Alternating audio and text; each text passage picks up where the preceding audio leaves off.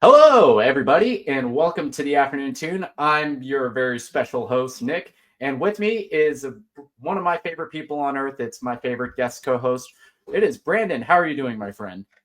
Heyo, I am doing quite well today. I cannot complain. Happy to be here. Thanks. Thank you. And we got a very special stream for coming at you guys. So it just dawned on me that we're about 2 weeks away from season 2 of The Last of Us on HBO coming back, which I think both you and I were very excited about when we first heard it announced, or at the very least cautiously optimistic, because how do you take a game that is, so cinematic and so story driven and adapted to television? And then I think we, along with a lot of the people that were kind of hesitant when the pilot dropped, it was like, damn, that's pretty good. Right? Yeah, that's how you do it. I guess that's how you do it. That's how you do it. It kind of ushered in this like new era of great video game adaptations. And it was like, wait, these don't have to suck. They don't have to be Resident Evil or Mario Brothers. We can have better. Or I haven't seen it yet, but I haven't heard great things about the Minecraft movie. Yeah, I haven't heard great things either. Yeah, yeah, I remember, a while ago, I think it was a couple years ago when the finale dropped, but you were on our review of the HBO show. Yeah. What did you think of it? If you could, give it back and bring it back to, what you thought to the people here. Man, I just remember being like overwhelmed, like with surprise. Like I love the game, and like you said, was a little cautious of what the adaptation was going to be. But I think they knocked it out of the park with like a really great first season. All the actors are great. The stuff that they adapted from the game and the stuff that they changed, like, were great changes. It was just like an amazing like piece of art. Like, and I love that we get the game director like actually working on the show as well, which doesn't happen a lot when you get these video game adaptations. So yeah, I just remember loving that first season a lot. And it was so funny that the show premiered around the same time that another Naughty Dog adaptation, Uncharted, came to theaters. And which one Neil Druckmann wasn't really putting his name on. Oh man, yeah, I see why. But yeah, I'm kind of right there with you. It was like, it's one thing to have a great story, to be surprised by beats, kind of like how I was when I played the first game. It's another when I know pretty much where your story is going and it still hits the same way emotionally. There's like so many of the great highlights from the video game, like the death of Sarah, a lot of the personal conflict with Joel and Ellie, and even a character from the game, David, who is so much more terrifying on the show. It was like amazed that they were able to do that. And with season 2 coming out, there was a bit of a controversy when The Last of Us Part 2 came out. I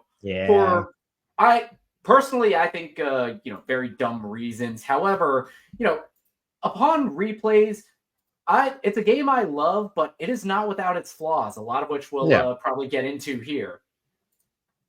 Totally agree. Like, I do think the hate when that game came out was like way overdrawn. Like, because I don't think I played it when it came out initially. So like I was like just looking out, trying to find the good reviews that weren't like shitting on it for like the dumb reasons. But yeah, I remember when I finally played it, I was like, wait, this is what people are mad about? Like, this is what had people like pissing in their pants? But it's the world of gamers and nerds, so they're always going to find something to be upset about. Yeah, gamers, that world is pretty much, it lives in hyperbole anyway. And you take a game that is as beloved as The Last of Us and do some, very bold and very daring story decisions that they chose to do in the second game. But I don't think that their decisions were without merit. And we'll get to that in a little bit, but probably one of the big things that we'll get to once we delve deeper into the story, because I want to give people who haven't played the game a chance to mute. Don't go away. But, just mute us for a little bit. Do something else while you're watching us. But potential spoilers for season 2 of The Last of Us, because it is well known that a character in the second game, Abby, has been cast and is going to be played by Caitlin Dever. Correct. Who, just by the casting, is clearly going to be a very different type of person in the show than in the game. For sure. And like, I think they kind of teased us with that, like in the first season, like with how certain characters are different than they were in the game, like Bill being a big one, that we get a little more depth from him. Yeah. Whenever the show made a change with a character, it was always in service of how can we expand this world? How can we make changes to it? How can we flesh out the world? Like, one of the biggest things that I was, on the edge of my seat for was probably in the pilot, which is the very first thing you see. Because I watched the pilot premiere night with my dad, who was coming to visit, and I didn't tell him anything about the show. All I told him was that this is a show that's come from a video game that I really like, and it's from the same guy who made Chernobyl. That was all I told him before I cut on the show. That's the perfect way to do it, honestly. So he, like me, was kind of, and I'm not even saying kind of, but damn it, my screen sharing is not as smooth as I would like it to be. But it was kind of horrifying. Thus bending the ant's mind to its will. Fungus behavior, telling it where to go, what to do, like a puppeteer with a marionette. And it gets worse. And the fungus needs the most horrifying thing, infection fixed on 1 billion of cordyceps, aspergillus. Any one of them could become capable of burrowing into our brains and taking control, not of millions of us, but billions of us.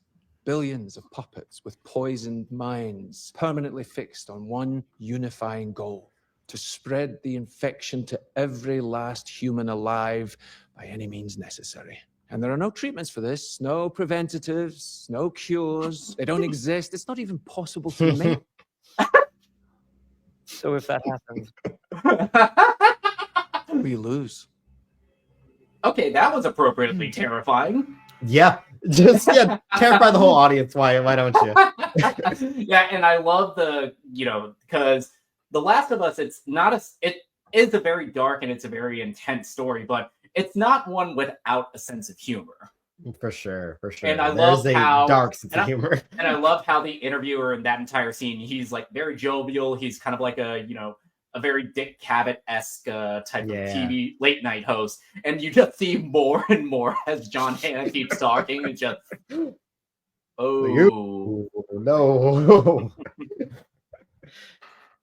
But it's just like one of my favorite things. Yeah, I love all the cold opens and extra little flavor they give to the world in the first season.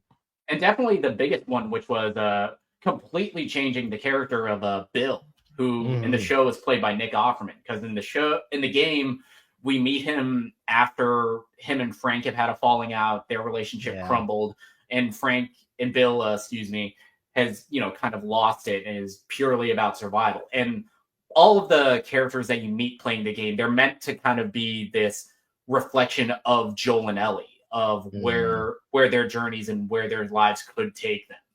Yeah. And his is this, life of just survival instead of living. And in episode 3, they decided to make this very beautiful love story between Nick Offerman and Murray Bartlett, who I didn't see until White Lotus. And and every time I watch that show, especially when I get to that moment, I end up crying like a bitch. God, that was all of us, dude. It just surprised us. even my mom and dad were kind of shaking. It was like, oh, please don't make Nick Offerman gay in this. And by the end of it, they were crying too. Yep. But yeah, so everybody who is tuning into the stream, has played both games, they know how the story ends. The Fireflies, they take Ellie. The only way to develop a vaccine is to remove the cordyceps from her brain. So Joel, he reacts rather harshly to that. Yeah, he goes on this insane massacre through the entire hospital, killing dozens of people in this rebel group who signed up because they were trying to fight this authoritarian dictatorship that took over the world after the infection. And I love that in the show, at least, because I think we talked about this when we reviewed the HBO show initially. In the video game, there's like this element of power fantasy almost. Like, wouldn't it be really cool if you could be this badass survivor character like Joel is in the video game? And I like that they added more layers to Joel that you couldn't do in a video game just because of in that medium, you're purely tied to their perspective. So you get to see things from the outside. Like this entire set piece, it is, just looking at it visually, it's a very cool action set piece, but it's played very somberly. You have the returning composer, Gustavo Santaolalla, who just made the most sad, depressing score. It's almost like a funeral march. And you see...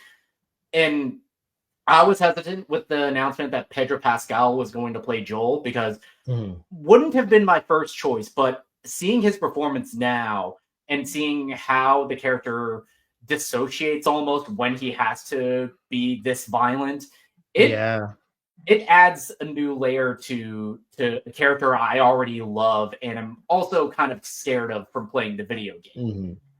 Like there's this coldness and just like matter of factness almost of him like going about it in this whole scene where it's just like this is me or them and I am going to save this little girl. Sorry. Yeah, you're not in the way. I am not going to fail protecting somebody I love again. Yeah. Exactly. He is a man on a mission. And this entire set piece leads us into the second game because one of the biggest victims of this hospital massacre, who we will come to know in the second season, is the doctor who tried to, perform the surgery on Ellie. And that is who we come to know as Abby's father in the second game. Because for last chance to walk away, spoiler free, but the character of Abby, her father was the doctor at the end of The Last of Us Part 1. And the reason that she kills Joel is out of revenge. And so this entire second game is meant to be at least the first part of it, where you are playing as Ellie. It is meant to be this kind of, on paper, just, bare bones kind of revenge story of, go to where Abby is, hunt her down and get justice for Joel. Until the second half of the game, about after 10 hours or so of gameplay, you've gone in the story 3 days in Seattle hunting her down. You've killed most of Abby's friends already. And then the perspective shifts and you go all the way back to day one, but this time you're playing as Abby. What did you think about that when you play the game? I was luckily not spoiled on it. And so when it happened, because it's such a dramatic moment, it's Abby and Ellie finally come face to face and then cuts to black and we're like you said, day one, and now we're in Abby's shoes. And I just thought it was such of course I get the outrage, oh my god, how dare you make me play as this woman now after it's like you spent the entire game going after Joel's killer. Why would you why would Naughty Dog and Neil Druckmann force us to play as her? And like you said, it's a ballsy decision. It's a ballsy choice. And the way the stuff we get to see from Abby's perspective reminds me so much of in season 1, what we got a little bit with the other groups. We got a little bit more of what's going on with them. And so diving into what the WLF is about, Abby and her friends, Abby and her social situation, and how she feels after getting the revenge, like was such a like looking back on it now is like such an interesting way to like tell a story about revenge. And it's a story decision that Naughty Dog, I think it's not a criticism that's lacking merit, because I think, just as a player, spending 10 hours of gameplay just, mowing through this entire faction, just ruthlessly hunting down Abby, only to essentially start the story over from a different point of view.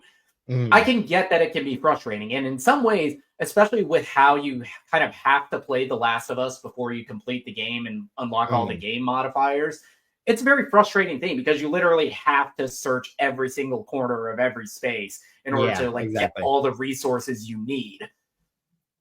However, from a story, I get what Neil Druckmann and company were going for, because this entire story is about like the themes of tribalism, about kind of how we as humans will look at the other and dehumanize them to the point of being a monster. Like the way we saw Abby, especially after seeing her kill Joel and seeing how that haunts Ellie. It's like we want her dead just as much as Ellie does. Yeah. And then I find it so interesting, like as you keep going with Abby, like her story essentially becomes almost The Last of Us Part 1, where like when she meets up with she Neb. pretty much she has this story, because the WLF, they're in this war with another faction in Seattle called the Seraphites, or Scars, because the cuts they give themselves. But like in the second act of Abby's story,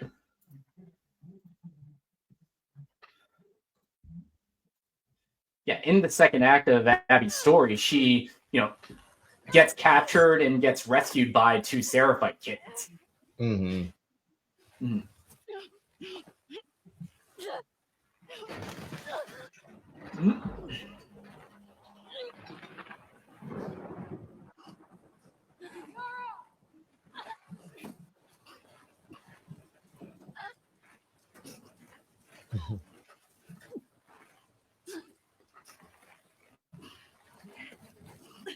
Laura. Demons are coming. Cut her down. She's one of them. Left.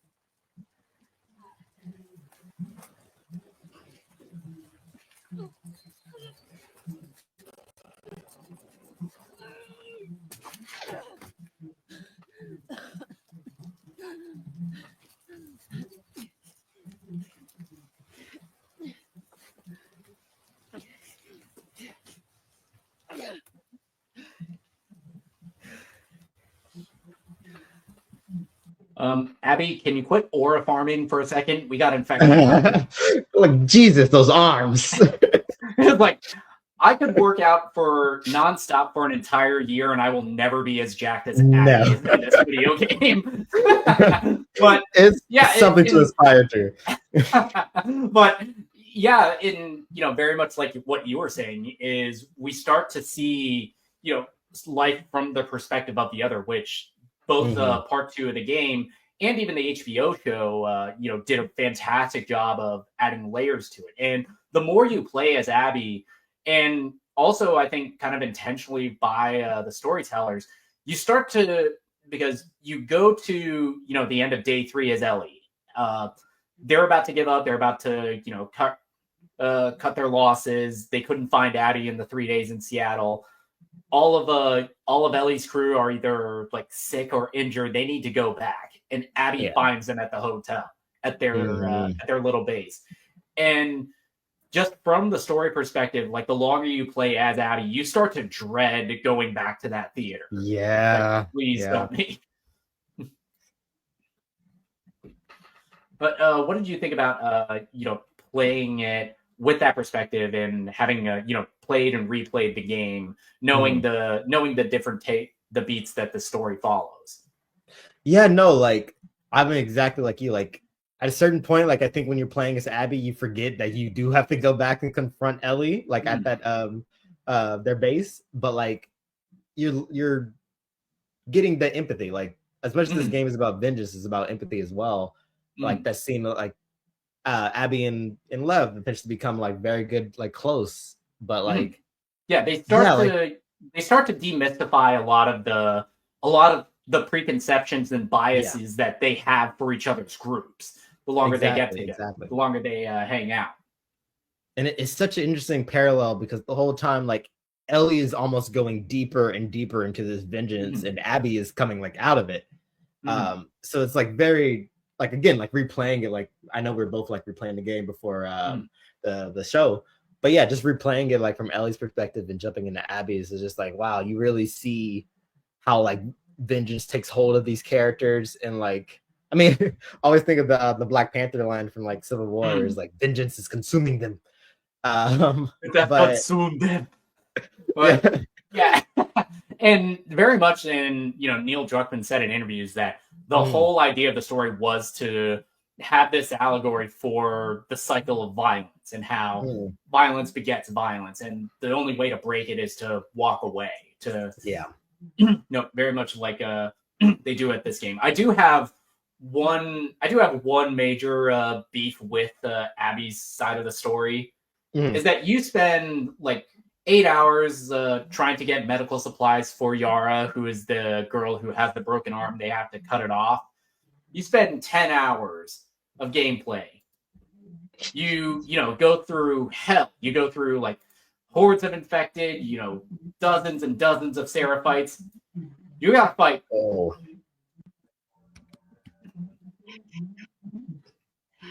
Get ready to celebrate. This fucking thing.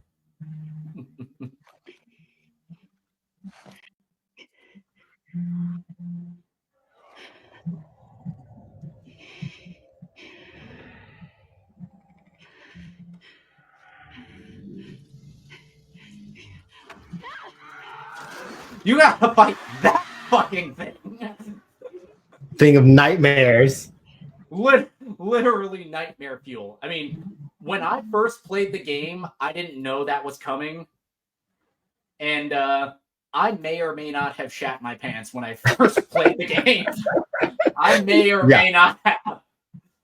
It's one of those moments where it's like, okay, I'm gonna pause the game. Let me take a break for a moment. I don't need to keep playing right now. It's like, what the fuck? Yeah. It's like that fucking that Tim Robinson sketch. It's like, what the fuck? What the fuck is that? Basically, it is everything like horrifying. It's like the hardest boss fight in the game. It's like this nightmare amalgamation of all of the different infected types merged into one thing, which apparently can happen in real life with rats. Jesus. Which is just, the stuff of nightmares. Nasty. When it's like, Jesus H effing Christ, how?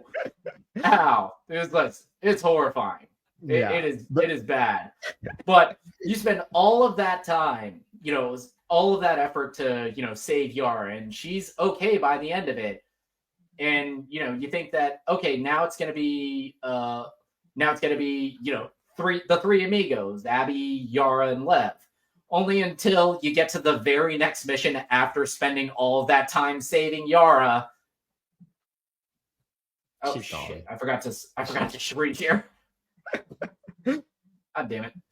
Sorry, I'm running things solo here, so it's kind of hard to juggle things. So spend all that time only for this to happen in the next mission. Yeah. Oh.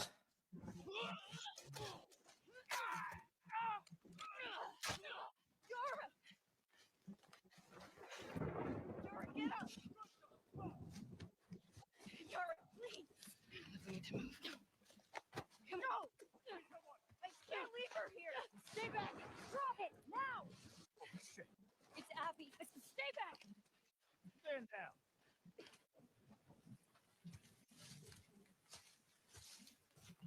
What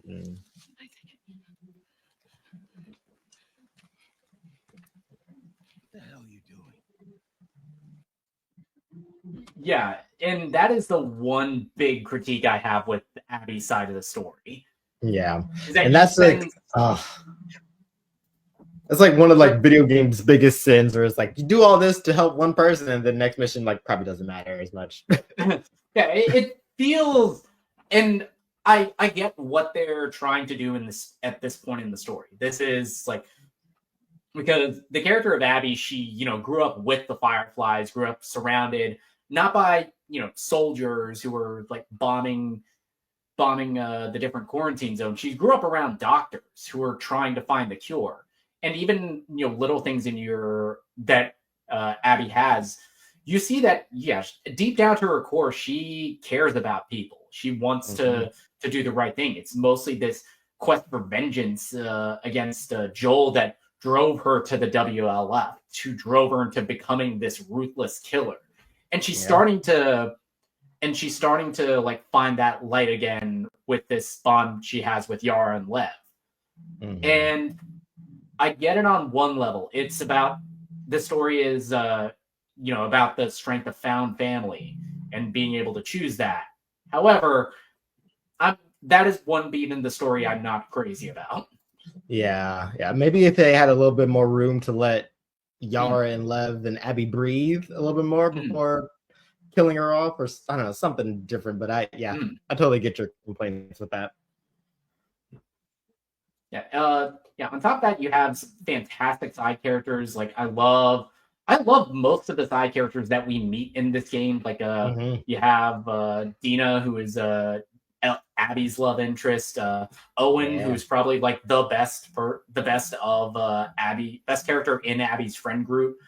And you have a lot of great actors who are going to come into season 2 of the show to play them. You have of course, we mentioned Caitlin Deaver, who's playing. Excuse my neck. I had to crack that. You have Caitlin Deaver playing Abby. You have Isabella Merced, who's going to play Dina. You have our boy from Beef, Young Mazzino, playing Jesse. Who? Yeah, I'm really excited about that one. I'm excited to see his take on the character. Me too. You have Tati Gabrielle, who's playing Nora, and Danny Ramirez, who's playing Manny in the show. Yeah, and you have two characters who I think are mentioned in the video game, but I don't think are ever seen. You have the character Eugene, who's going to be played by Joe Pantoliano. Oh, he's a character who's he's a character that's only seen in the video game and during that whole patrol mission with Dina. And you have Catherine O'Hara, who's going to play Eugene's wife. Okay, nice, awesome. And it's more into I love that opening. Yeah, it's more into how the differences between adaptations of what you can do in one medium versus another. Exactly. Oh, okay, I'm very excited to see.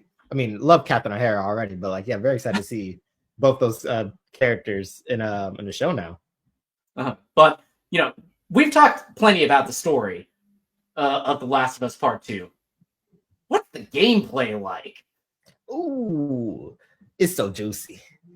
Oh, yeah. It's like, no, relentless murder has never been so fun, especially with, because in, part 1 of The Last of Us, you're playing as Joel, who is a 56-year-old man who is, has seen better days, but is still very, brutal, ruthless. And his gameplay reflects that. He's very, physically imposing. He's violent with all of his movements, especially in combat. But with Ellie and to a lesser extent with Abby, speed kills, baby. Oh man, so quick. Like, I'm so glad they added that. Like, it's so simple, but the dodge mechanic and like being able to which makes sense for a character like Ellie and Abby, who at this point in the game, I think Ellie is supposed to be like 19, so she's young and physically in her prime, and is a hardened survivor. She's a badass, and like it's such a great upgrade from the gameplay of the first one. Not that the gameplay in the first is bad. Yeah, which the gameplay in the first game is already fantastic. Yeah, it's like there's almost like no other way you could improve it, but Naughty Dog found a way. just by adding this level of speed and agility to the character. Yeah, even like the verticality, there's so much more in the environment, like to get like one, like just like in these like set piece areas where you're gonna be shooting a lot of soldiers or infected. There's a lot of places to get high, to go low, and like just the maps are bigger with just a lot more room to either evade or to go chaotic, like we're seeing here. Yeah, and it's very much like you know, the animations, the brutality of it, because something that wasn't in the first game is you hear the AI actually like call out for the people that get killed. It's like, it's like, oh man, I just killed a person. It's like there's a mechanic where you kill dogs in this game, and you hear their cry out, which as a former dog owner, it kind of hurt my soul a little bit. Oh man, yeah. Which I think was the intention, but you know, it was bad about this. I feel very sorry about it. Yeah, no. I'm gonna do it again if I gotta get through this game. But all of that kind of especially with we talk a lot about I think we've talked a lot about Naughty Dog and how they are kind of very, you know, they are horrors for, you know, recycling a lot of their properties because, you know, they've remastered The Last of Us Part 1 3 different times for 3 different consoles. They put the, you know, Ultimate Edition. They shamelessly put it on the PS5 and the PS4. But you know, they added, whenever they do it, at least with the Part 2, they added like new mechanics to it. Like probably the biggest addition is the addition of No Return, which is kind of like this you know, survival the survivor run type of gameplay where it's you and you can play different characters in it. You can play as Ellie, Abby, but you can also play as Manny, Jesse, Joel, and Tommy. Dina, you can play as her, and it randomly generates enemies and it adds different mods to the game to add a new level of challenge. And if you get through all the different levels, you get to fight one of the bosses. Have you played any of No Return? I have not, but I'm excited to get into it because I love games like this, like road kind of run games, and like basically every time is different. Like if you haven't played Hades, that's like probably one of my favorite ones. But yeah, I want to really try this out. I haven't tried it out yet. Oh yeah, I've played a little bit of it. You know, in between games because I kind of forget which ones I have on my PS5. But I played a little bit of it. It is so much fun and such a big challenge because you know, whenever I replay these games for the show, or you know, whenever I'm in the mood after, you know, because I replayed the first game after watching The Last of Us Season 1, you know, I turn on the gameplay mods. I'm a cheater. Yeah, no, I need to do this thing because I kind of treat those games like I'm John Wick in the Apocalypse. There you go. I take the power fantasy to a max, but you know, it adds a level of challenge to it. Okay, I gotta really try that out then. No Return is a lot of fun, and if you haven't played a version of The Last of Us Part 2, I'd recommend getting it on the PS5. Right. And top of that, the visuals look better than they've ever been, and Part 2 was already basically the peak of what the PS3 could do. Yeah, right. And like it somehow looks better. Like I was so surprised. Like this game, and like when God of War came out on PS4, I was like, "This is on the PS4." I was like, "Jesus." And so we talked about the game. What would be your final thoughts on that? And if you had to give it a rating on our scale, what would you give The Last of Us Part 2 as a video game? That's a great question. I mean, I love this game. I'm having a great time replaying it right now. Like I haven't played it since the first initial playthrough. But yeah, I would probably have to go and give this like a very strong, I almost want to say peak because I don't want to make people mad. Oh wow. But what's below peak? Below peak is tune in. Okay, I'll probably give it a really strong tune in. Like if you played the first game, if you stuck with Naughty Dog like through the Uncharted series, like I think you can definitely see their growth as like developers in general. Like we gushed about the gameplay and just how gorgeous this game looks. But yeah, just story-wise as well. Like I think this is probably their most mature story to date. and I love the risk they take. I love the subversion they do with it. The character work, of course, Ashley Johnson and really gets to shine as Ellie, and of course Laura Bailey as well as Abby is fantastic. Yeah, and I think at the Video Game Show Award, she won for best performance, which hell yeah, I'm fully on board with. I'm a huge fan of Laura Bailey and all of her voice work. Yes. Watch She's one of Vox the best Machina. working. There you go. Watch Vox Machina if you haven't tuned in. Great show. So many video game actors on that show as well. But yeah, Laura Bailey's one of the best. Ashley Johnson's fantastic. But yeah, I love this game. I love Naughty Dog. Even with all like the minor complaints and like little issues, like this still adds up to a great gaming experience. Even if you don't like the story, you gotta respect the gameplay on some level as well, because it's so good.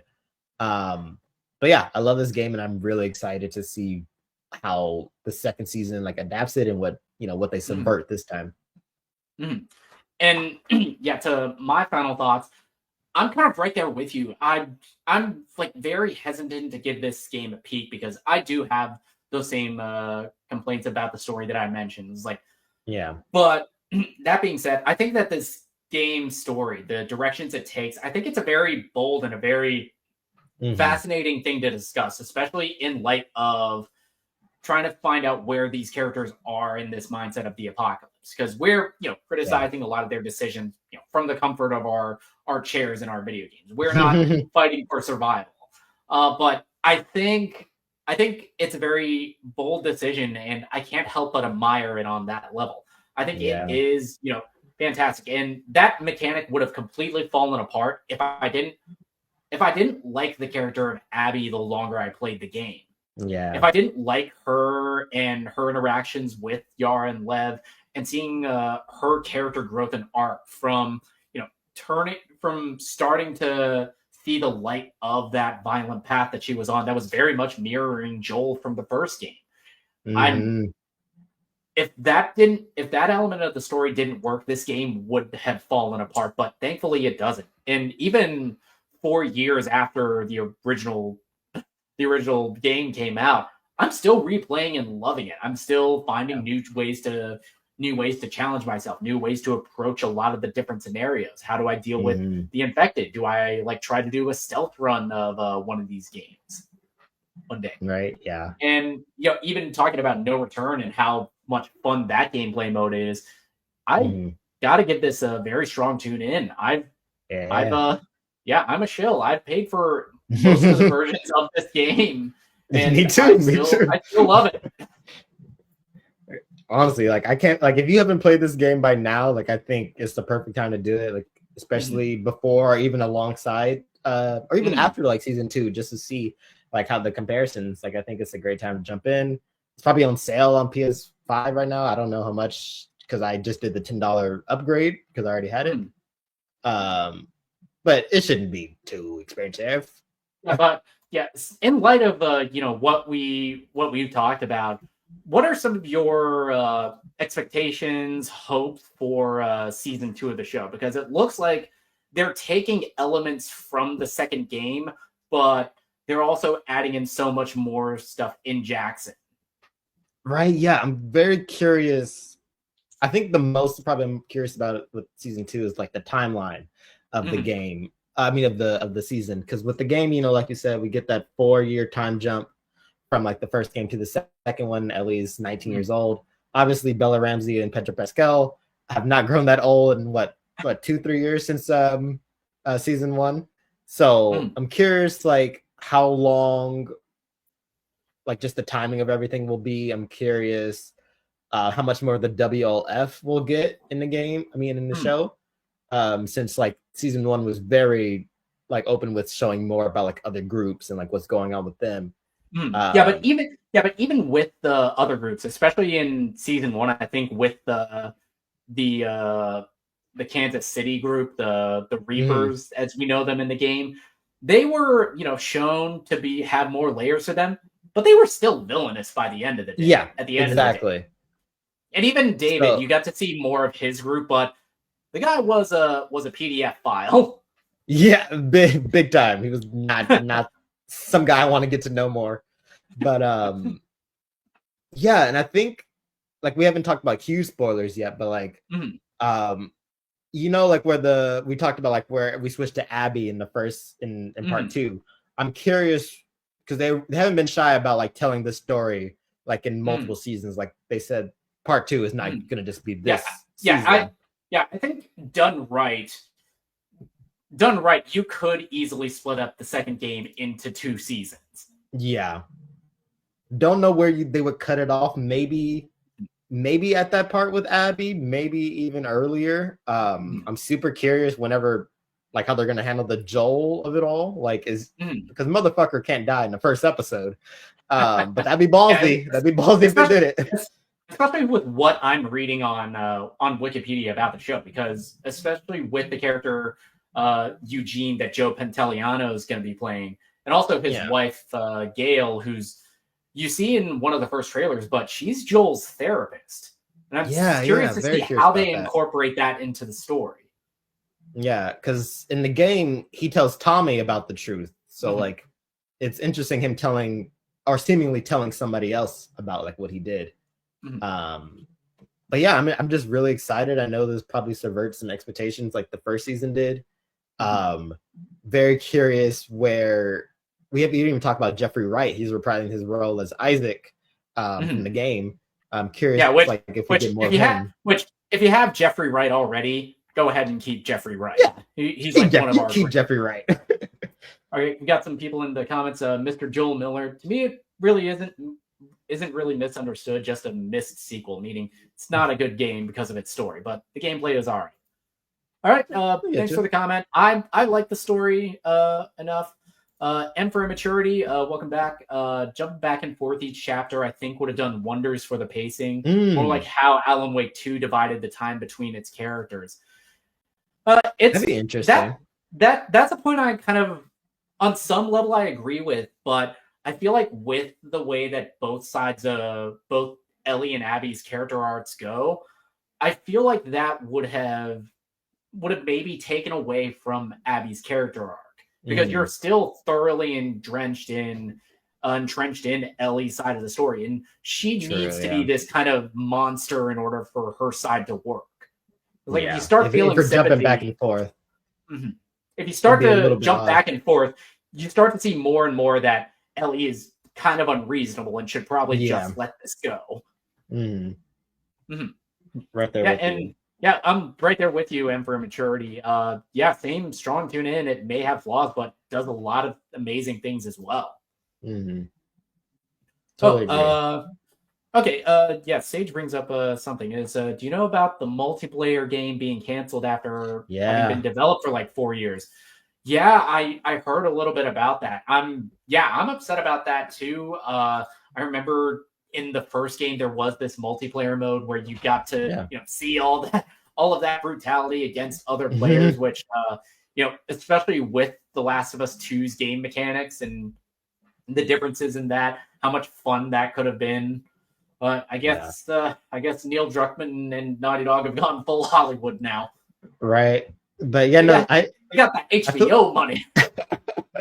I feel like that the first game's multiplayer was a little underrated because I had like a lot of fun playing that back in the day. But yeah, I was excited for what the possibility of the second one could have been. But it's all right. At least we got a new game mode at least for this. A new game mode that I still think is a lot of fun. Yeah. But that was kind of a short stream. I'm kind of upset I didn't prepare more.